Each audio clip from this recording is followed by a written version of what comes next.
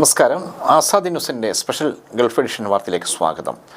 Iran Israel സംഘർഷം, ഗൾഫിൽ മരണം 8. വഞ്ചനാപരമായ ആക്രമണമെന്ന് ഗൾഫ് രാജ്യങ്ങൾ. ഇറാൻ്റേത് വഞ്ചനാപരമായ ആക്രമണമെന്ന് വിവിധ ഗൾഫ് രാജ്യങ്ങൾ സാധാരണക്കാരെയും ജനവാസ മേഖലകളെയും ലക്ഷ്യം വെച്ചുള്ള ഇറാൻ്റെ ആക്രമണത്തിൽ അപലപിക്കുന്നു. കൃത്യമായ മറുപടി നൽകണമെന്ന് GCC കൗൺസിൽ യോഗം നിർദ്ദേശിച്ചു. ഇറാൻ ഇസ്രയേൽ സംഘർഷത്തിൽ ഗൾഫിൽ മരണം 8. ഒട്ടേറെ പേർക്ക് പരിക്കേറ്റു. ബഹ്റൈനിൽ തിങ്കളാഴ്ച പുലർച്ചെ മിസൈൽ അവശിഷ്ടങ്ങൾ വീണ് ഒരാൾ മരിച്ചു. ഏഷ്യൻ സ്വദേശിയാണ് മരിച്ചത്. പ്രദേശത്തെ സൽമാൻ ഇൻഡസ്ട്രിയൽ മേഖലയിൽ വിദേശ കപ്പലിന് തീപിടിച്ചു. അഗ്നിബാധയിൽ 2 പേർക്ക് പരിക്കേറ്റു. ഒമാനിലെ മസ്കറ്റിൽ കപ്പലിന് നേരെ ആക്രമണമുണ്ടായി. സുൽത്താൻ ഫാഹൂസ് തുറമുഖത്തിലാണ് കപ്പലിന് നേരെ ഡ്രോൺ ആക്രമണം ഉണ്ടായത്. സംഭവത്തിൽ മിസൈൽ അവശിഷ്ടങ്ങൾ വീണ് 3 പേർ മരിച്ചു. ഗൾഫ് മേഖലയിലാകെ 14 കണക്കിന് മലയാളികളും ഭീഷണിയിലാണ്. വിദ്യാഭ്യാസ സ്ഥാപനങ്ങളൊക്കെ ഓൺലൈൻ ക്ലാസുകളാക്കി മാറ്റി. പല ഓഫീസുകളും വർക്ക് ഫ്രം ഹോമാക്കി. ഖത്തറിൽ നിന്നും പ്രിൻസ് പി നായർ റിപ്പോർട്ട് ചെയ്യുന്നു. യുദ്ധഭീതിയിലാണ് നാടെങ്ങും. ഗൾഫ് രാജ്യങ്ങളിൽ പലരും പേടിയോടെയാണ് കഴിയുന്നത്.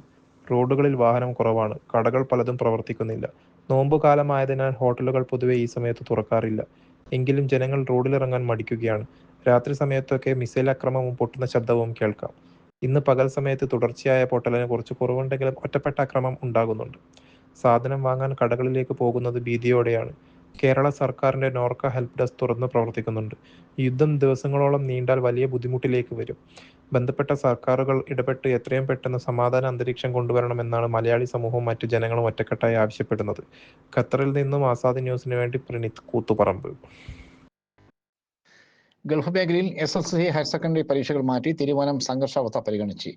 പശ്ചിമേഷ്യയിൽ നിലനിൽക്കുന്ന അസാധാരണമായ സാഹചര്യവും യാത്രാ തടസ്സങ്ങളും പരിഗണിച്ച് ഗൾഫ് മേഖലയിലെ SSLC ഹയർ സെക്കൻഡറി പരീക്ഷകൾ മാറ്റിവെച്ചു. മാർച്ച് 5 നടക്കേണ്ടിയിരുന്ന SSLC പരീക്ഷയും മാർച്ച് 5, 6, 7 തീയതികളിൽ നിശ്ചയിച്ചിരുന്ന ഹയർ സെക്കൻഡറി പരീക്ഷകളുമാണ് മാറ്റിയതെന്ന് വിദ്യാഭ്യാസ മന്ത്രി V ശിവൻകുട്ടി അറിയിച്ചു. യുദ്ധസമാനമായ സാഹചര്യത്തിൽ പരീക്ഷാ കേന്ദ്രങ്ങളിൽ വിദ്യാർത്ഥികൾക്ക് കൃത്യസമയത്ത് എത്തിച്ചേരാൻ ബുദ്ധിമുട്ടുള്ളത് കണക്കിലെടുത്താണ് തീരുമാനം. പരീക്ഷകളുടെ പുതുക്കിയ തീയതി പിന്നീട് അറിയിക്കും.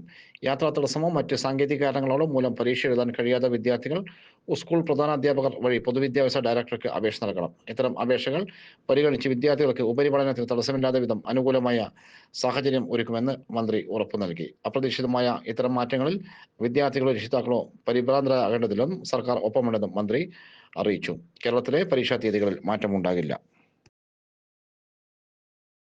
ഇറാൻ ഇസ്രയേൽ സംഘർഷം, പ്രവാസികൾക്കായി നോർക്ക കൺട്രോൾ റൂമുകൾ സജ്ജം. ഇറാൻ ഇസ്രയേൽ സംഘർഷം പശ്ചിമേഷ്യയിൽ തുടരുന്ന സാഹചര്യത്തിൽ പ്രവാസികളുടെയും വിദേശയാത്രക്കാരുടെയും സുരക്ഷ മുൻനിർത്തി നോർക്ക റൂട്ട്സ് വിപുലമായ സജ്ജീകരണങ്ങൾ ഏർപ്പെടുത്തി. നോർക്ക സെൻട്രൽ ചേർന്ന അവലോകന യോഗത്തിലാണ് തീരുമാനങ്ങൾ. NORKA central resident vice chairman P Sreeramakrishnan നേതൃത്വത്തിൽ ചേർന്ന അവലോകന യോഗം നിലവിലെ സാഹചര്യം വിലയിരുത്തി. ഇതിന്റെ ഭാഗമായി വിവിധ ഗൾഫ് രാജ്യങ്ങളിൽ പ്രത്യേക റീജിയണൽ വിജിലൻസ് കോർഡിനേഷൻ ടീമുകളും സഹായം എത്തിക്കുന്നതിനായി നോർക്ക കൂട്ടായ്മകളും രൂപീകരിച്ചു. ലോക കേരള സഭാംഗങ്ങൾ, എംബസി വളണ്ടർമാർ, അംഗീകൃത പ്രവാസ സംഘടനകൾ എന്നിവർ ഈ കൂട്ടായ്മകളിൽ അംഗങ്ങളായിരിക്കും. നോർക്ക സെൻട്രലിൽ രാത്രി 10 മണിക്ക് വരെ പ്രവർത്തിക്കുന്ന കൺട്രോൾ റൂം സജ്ജമാക്കി. കൂടാതെ ഡൽഹി കേരള ഹൗസിലും 24 മണിക്കൂർ ഹെൽപ്പ് ഡെസ്ക് പ്രവർത്തിക്കുന്നുണ്ട്. യുദ്ധസമാനമായ സാഹചര്യത്തിൽ ആശങ്കയിലുള്ള പ്രവാസികൾക്കും കുടുംബങ്ങൾക്കും മാനസിക പിന്തുണ നൽകാൻ ടെലി മനസ് വഴി 24 മണിക്കൂർ സൗജന്യ കൗൺസിലിംഗ് ലഭ്യമാണ്. ഫോൺ 91 471 243 0001. അന്താരാഷ്ട്ര സഹായത്തിനായി ബന്ധപ്പെടാം. അന്താരാഷ്ട്ര missed call 91 88 02 01 2345.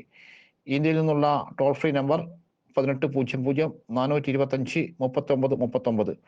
Kerala house Delhi 011 237 47 079 91 931 04 43 880. കേന്ദ്ര വിദേശകാര്യ മന്ത്രാലയവും ഇന്ത്യൻ മിഷനുകളും ചേർന്ന് പ്രവാസികളുടെ സുരക്ഷ ഉറപ്പാക്കാനുള്ള ഏകോപന പ്രവർത്തനങ്ങൾ നോർക്ക തുടരുകയാണ്. വ്യോമാതിർത്തി അടച്ചതോടെ 3400 വിമാനങ്ങൾ റദ്ദാക്കി. ലക്ഷക്കണക്കിന് യാത്രക്കാർ കുടുങ്ങി. നാട്ടിലെത്തിക്കാൻ പ്രത്യേക വിമാനങ്ങൾ പുറപ്പെട്ടു.